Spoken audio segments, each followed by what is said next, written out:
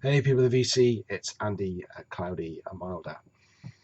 Back in the 80s, I was a serious heavy metal fan. Heavy metal was my life, and I didn't want anyone laughing at it or laughing at me because of it. As I've mentioned many times before, I didn't really have a group of friends that would do the same music as me, so I was pretty narrow-minded in my knowledge, despite thinking I knew everything and being quite cocky about my extensive knowledge of heavy metal.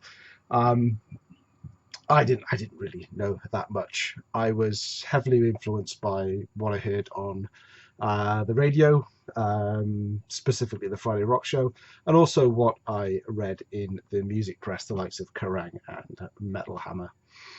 So when Acid Rain came along, um, I'd read that they were a bit of a joke band, and as I said, I didn't like people making a joke of heavy metal because it was so important to me. So, being a young, impressionable teenager, not willing to make up my own mind, and being the sheep that I was, I followed the crowd, and I also labelled them as a joke band, and I didn't take them seriously at all. And there were a few singles and things that they did that it cemented that thought in me myself. But being towards the end of my 40s now, I take life a little bit more easily, and I've come to appreciate Acid Rain for what they were. And one of the things that really kind of struck a chord with me was I read, sorry, an interview on one of the online metal news websites with Howard Smith, the singer. He's the only surviving member of Acid Rain these days, and he was asked about the whole joke band thing, and you could tell from the responses, and it wasn't a recorded interview. It was a transcript of the interview written down, that he was, really kind of bitter about that whole label that they got stuck with.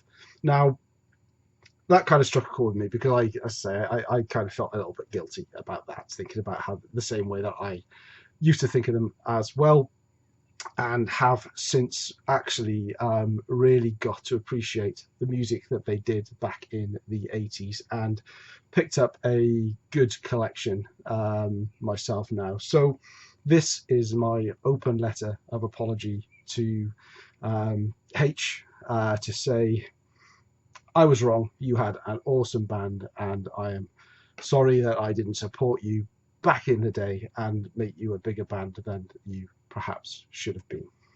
So, in tribute to H and Acid Rain, I am going to show you my Acid Rain uh, music collection. It's mostly vinyl and one CD. So, first up,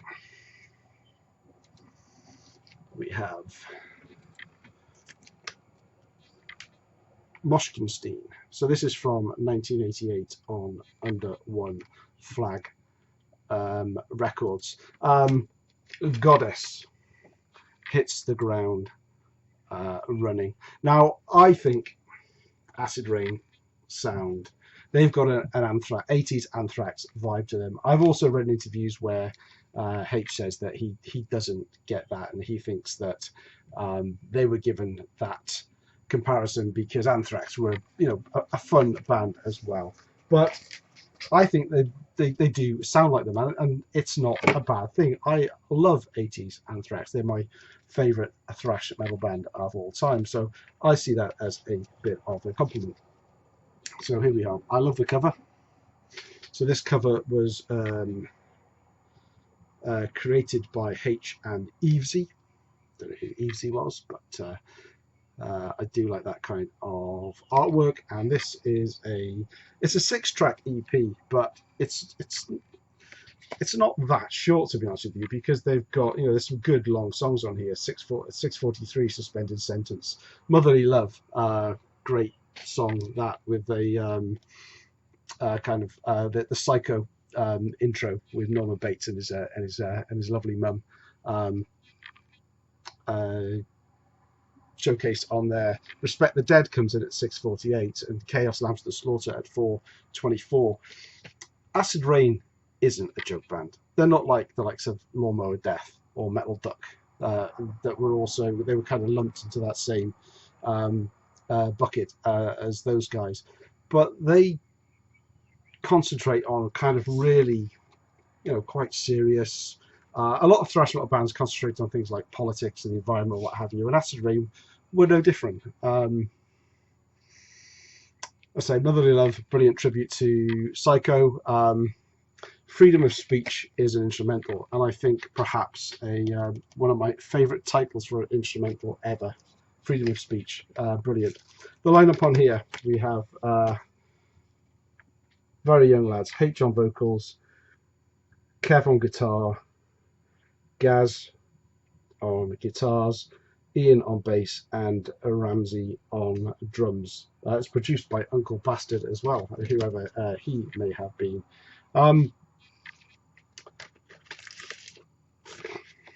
You have your thrash metal collage and lyric inner as well. Excuse that light. The light's not very good in here today, so I'm trying to use a different light, but there we go. And it's on the Under One Flag label. Under One Flag was the thrash metal subsidiary label of On Music for Nations. The other thing that it kind of annoyed me back in the 80s, and I don't know why. I can't explain why this annoyed me or why I thought this was maybe the joke band, but they came up with United Kingdom Applecore, a take on the classic thrash metal logo around in the 80s. But so that's the first release.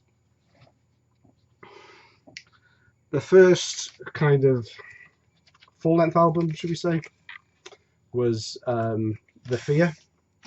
This was also Under One Flag. This is from 1989. Now, I think this may well have been part of the reason why I didn't really appreciate them for what they were or what they could be, because the first track on here, and it's not really a track, it's 25 seconds long, and it's You Never Know, WTNWS, and that is basically a skit of an advert that was going around at the time on UK TV by KP Nuts, and WTNWS stands for When the Nibbles Will Strike. So and that was basically an advert where I think there was a gorilla in one, and there was some other ones where the video would suddenly stop and the character would just go, and then the tune came in as You Never Know When the Nibbles Will Strike, and that's the first track. And I remember hearing that back in the day and thinking, what? I don't want to listen to another joke album. But what that one track hides is the amazing thrash metal that is on the rest of the album. Again, I get an Anthraxy, Spread the Disease era type vibe to this, but in a good way. As I say, I love Spread the Disease, is my favorite album, so it's not a clone of it and it's not trying to be it, but it's just that kind of vibe to it. There are songs on here about the state of society and racism and proper grown-up stuff, not jokey stuff at all.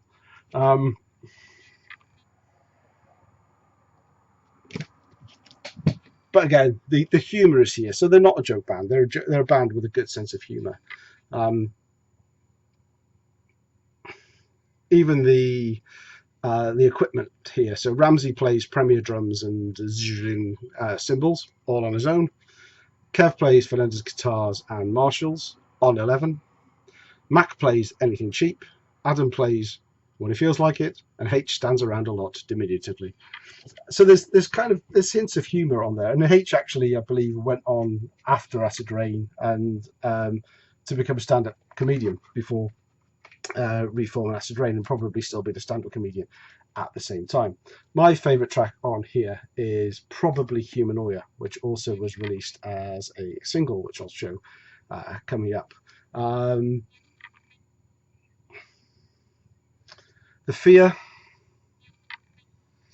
and The Fear at the end of side 1 and Blind Aggression at the start of side 2. They've got a really clever way of the way that The Fear ends and the way that the Blind Aggression starts on the next side. It's got this great continuity between them. It ends on a similar kind of sound and a tune. The lineup on here is slightly different. So we've got Kev on guitar, Adam on guitar, H, Ramsey, and Mac on bass. I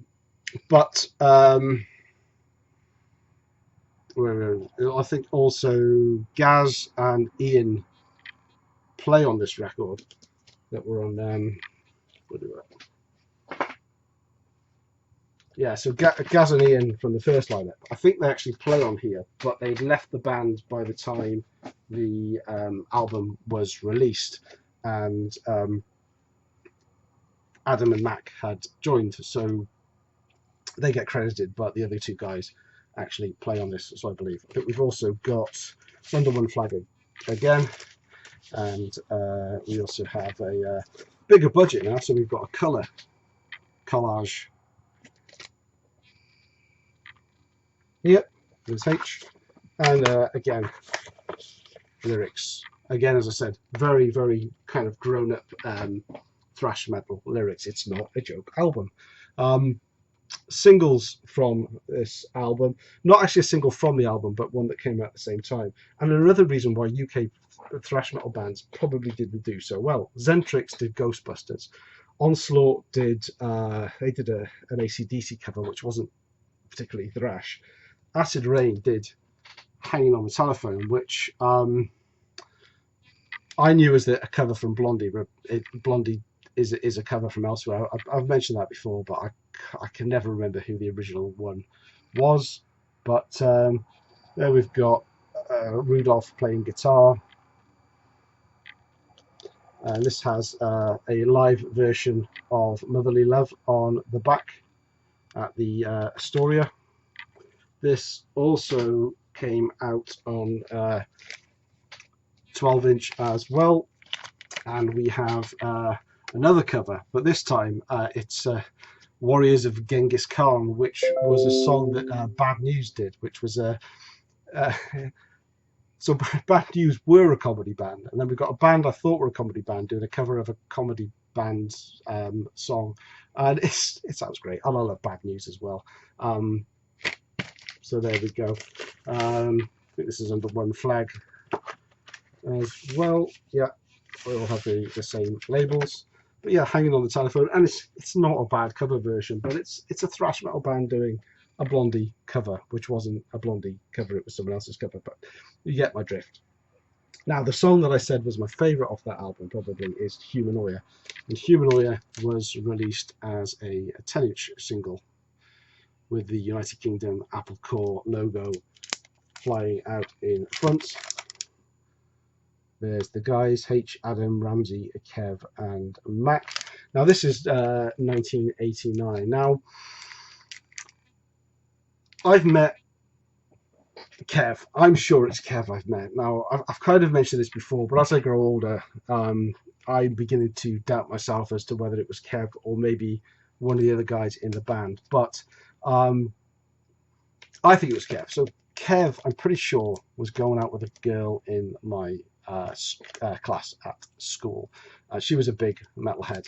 I'm not going to say her name on here because one, I don't know her anymore, and two, I might be completely wrong. So I'm going to keep other parties anonymous. But went to an Yngwie Malmsteen concert in Cardiff, St David's Hall in 1989, 1990. And yeah, and she was there with Kev, and he had a friend there, and I don't know if it was one of the other guys in the band or just a friend, but within 2 minutes of Yngwie coming on stage and doing all his guitar wankery stuff, they got up and left. They'd had enough, but it was just quite funny. But I was going to stay because I loved Yngwie, and was very happy to see them live, and there's no way I was going to leave a concert back then. But yeah, great song, Humanoia. This also has Yeah, 3 tracks on the second side. Recorded at the London Astoria. All I See, Goddess, and Bully Boy Chaos on the B side. Now moving on to the album that they're best known for, and their real the pinnacle of their career, I guess, and that is the beautifully covered Obnoxious. Not only did they call the album Obnoxious, they chose colors that were particularly obnoxious as well. So it's a great cover because of that. I think sometime in the 90s this was voted the worst heavy metal cover or something of all time ever. So quite an achievement. There's not many metal covers that you see in pink, and certainly with that color of blue as well. And on the back we have a bit of the reverse, which makes it very difficult to read the track listing here. But Obnoxious came out in 1990. As I say, it was the pinnacle of creativity in my mind. Proper, grown up, damn good technical thrash. Joke Chain, second track, side A, that has shades of Anthrax again, but this time a little bit more sort of State of Euphoria. Thoughtful Sleep has kind of a Justice for All era Metallica vibe to it. Again, they're not ripping them off at all. They're not trying to be them. I think it's just them being them and all the influences that are around. But that's the gist I get for it. Codes of Conformity ends really strangely in a kind of all-out funk rock assault, which I believe ultimately led to Adam leaving the band. He ended up joining Cathedral. His tastes were on the darker sound of metal. But this would be the last Acid Rain recording, again on Under One Flag, that we would see for 25 years. Here's the inner sleeve. And the lineup on here being Ramsey again on drums, Mac on bass, H on vocals, Adam on guitar, and Kev on guitar, lyrics as well. Some really kind of complex songs on here, and really grown up metal. I'm going to keep saying that because if, like me, you thought they were a joke band, you need to go back and revisit Acid Rain and give them a chance, because they should have been so much better than they were. And it's people like you and me that prevented that, I think, which is such a shame. And of course, the media and what have you that influence us. Let's not take the blame away from them as well. So nothing for 25 years, and Acid Rain reformed. I believe they tried to reform as the full group, but it didn't quite work out. And H took up the reins and continued with Acid Rain. And in 2015, on Dry Heave Records, they released this single called Plan of the Damned with a new lineup. Here we have Paul Chanter on guitar, Cookie on guitar, H on vocals, is the only mainstay of Acid Rain throughout, Mark Jackson on drums, and Pete D on bass. This has a much more modern thrash metal feel to it. It's really well produced. It's a single sided, so it's on grey vinyl, and it's got I don't know if you can see that, the UK Apple Core etching on the B side. It only has the slightest resemblance to old Acid Rain. You could argue whether bands reforming with just one original member are really that old band, but I think if you've got a brand and you've worked hard to build up that brand, then you're entitled to carry on with it and let the punters decide whether they want to follow. So it's not the classic Acid Rain sound, but then this is 30 years later. No one is producing albums like that anymore, and if they do, people say, well, it just sounds like the old stuff. So, and also H as well, he's 30 years older, or 25 years older at that point, and no one sounds like they did 25 years ago. His voice still sounds great, so it's a more mature sounding Acid Rain. And that leads us on to last year when the same lineup released the latest album, which is The Age of Entitlement, in 2019. I don't have this on vinyl as yet. This was given to me as VCLT by Jim Davis, so thanks again, Jim. It took me a few times to get into it because, as I say, it's not that classic Acid Rain that I know, but that classic Acid Rain that I know doesn't exist anymore. This is the new Acid Rain, and it needs to be given the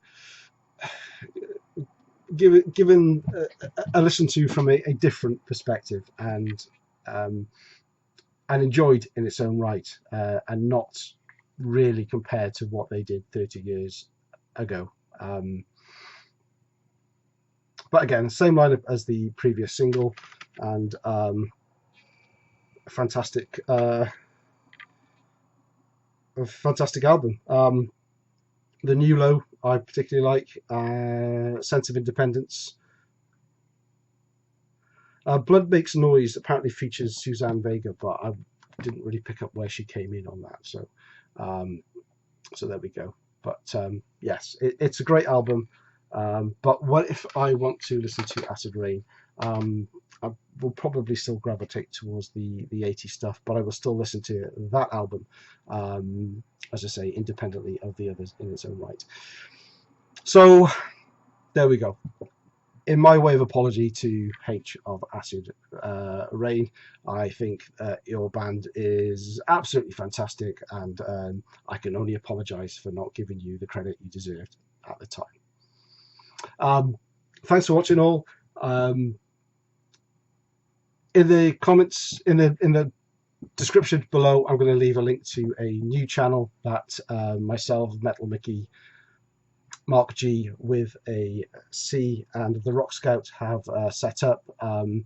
If you're aware that we've been doing some collaboration videos on my channel, and we want to kind of make it more of a group ownership thing, and we're going to start doing a few different things on there, but all working together, and mainly live stream stuff. So hopefully you can subscribe to that and support us in what we're doing there. Thank you for watching this. Catch you again soon.